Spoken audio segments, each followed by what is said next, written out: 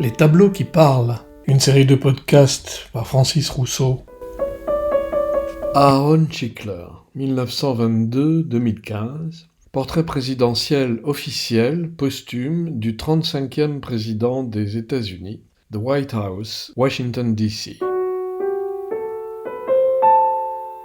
John Fitzgerald Kennedy, plus connu sous l'acronyme de JFK et sous le surnom de Jack, fut président des États-Unis d'Amérique pendant 2 ans, 10 mois et 2 jours seulement, avant d'être assassiné le 22 novembre 1963 à Dallas, Texas, comme chacun sait.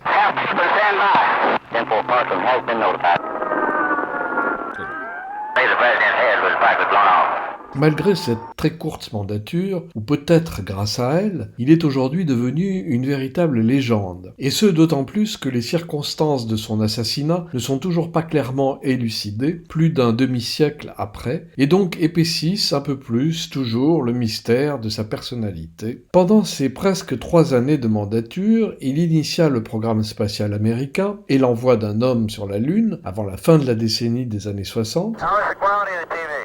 Oh, it's beautiful, Mike. It really is. Oh, geez, that's great. Is the lighting halfway decent? Yes, indeed. They've got the flag up now.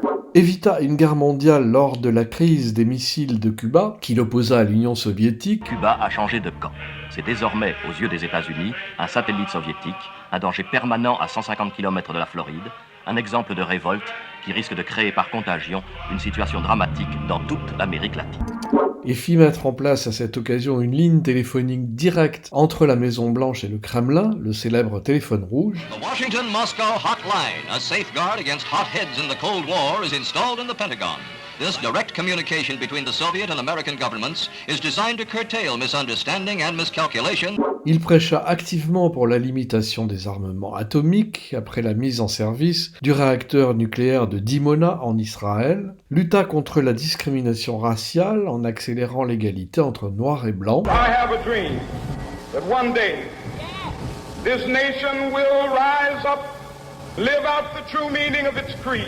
Tenta enfin d'arrêter la lutte contre la pègre, ce qui lui fut sans doute fatal. Contrairement aux nombreux portraits du président assis derrière son bureau, ce portrait de Schickler le représente debout, les bras croisés, les yeux baissés, le visage obscurci par des préoccupations et par la réflexion. Derrière ce portrait, il y a une histoire. Portrait posthume, peint en 1971, donc près de 10 ans après sa mort, la réalisation de cette œuvre fut étroitement supervisée par la veuve même du président, Jackie Onassis. À ce propos, en 1981, le peintre Aaron Schickler déclarait au magazine People « Le point sur lequel Jackie a particulièrement insisté était qu'elle ne voulait surtout pas qu'il ressemble au portrait habituel que l'on voyait de lui, avec les poches sous les yeux et le regard pénétrant. Elle disait qu'elle en avait assez de voir partout cette image de lui. » Avant de faire les premiers croquis préparatoires, Schickler a consulté l'important fonds photographique consacré au défunt président avant de tomber sur une image représentant Ted Kennedy sur la tombe de son frère. C'est celle-ci qu'il choisit comme source d'inspiration. Selon People, dès que Jackie a vu ce croquis, elle l'a choisi en priorité parmi tous les autres. « Vous pourriez vous inspirer de celui-ci », suggéra-t-elle alors.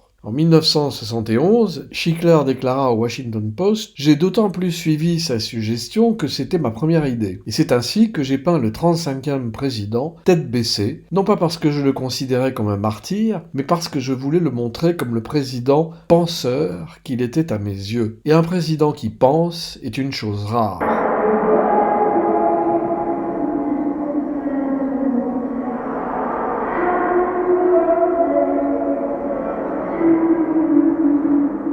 Et en effet, ce président qui permit que le premier homme foule le sol de la Lune et qui s'opposa à la construction du mur de Berlin était un homme qui pensait. Ce portrait, dans la position du penseur, ne fut pas exempt de critiques, et toujours selon le Washington Post de l'époque, beaucoup de politiciens se demandèrent pourquoi Schickler avait choisi de ne pas montrer les yeux du président. Ce à quoi le peintre répondit « Tous les portraits du président le décrivent ainsi, regardant le spectateur droit dans les yeux, comme pour le convaincre de voter pour lui.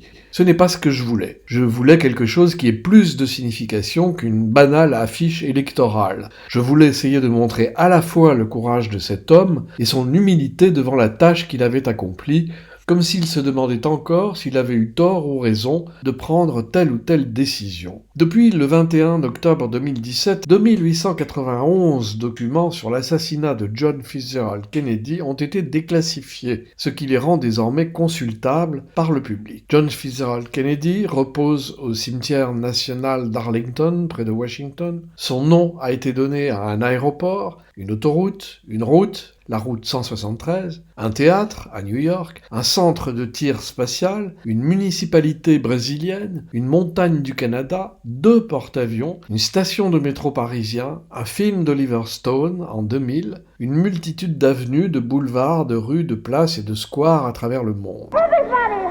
Il reste encore aujourd'hui le plus populaire des présidents qu'aient compté les États-Unis. Ce portrait, par Aaron Schickler, est accroché dans le Cross Hall de la Maison-Blanche à Washington.